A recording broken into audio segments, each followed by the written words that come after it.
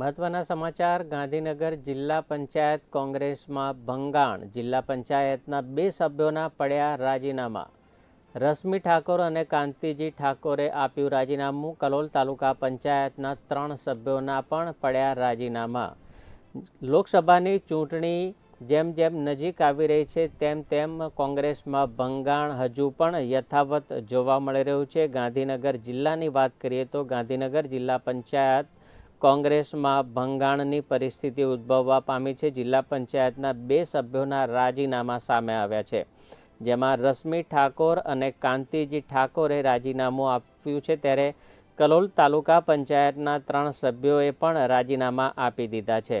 લોકસભા ચૂંટણી નજીક આવતા જ જે પ્રકારેની પરિસ્થિતિ ઉદ્ભવવા પામી છે, કોંગ્રેસમાંથી નેતાઓ અને પદાધિકારીઓ તેમના રાજીનામા એક બાદ એક આપી રહ્યા છે, ત્યારે ગાંધીનગર જિલ્લો પણ તેમાંથી બાકાત નથી। ગાંધીનગર જિલ્લા પંચાયતના કોંગ્રેસમાં પણ ભંગાણની પરિસ્થિતિ સામે આવી છે। જિલ્લા પંચાયતના 2 સભ્યોના રાજીનામા પડ્યા, જેમાં રશ્મિ ઠાકોર અને કાંતિજી ઠાકોરે રાજીનામું આપ્યું છે, ત્યારે કલોલ તાલુકા પંચાયતના 3 સભ્યોના પણ રાજીનામા પડ્યાના અહેવાલ સામે આવ્યા છે।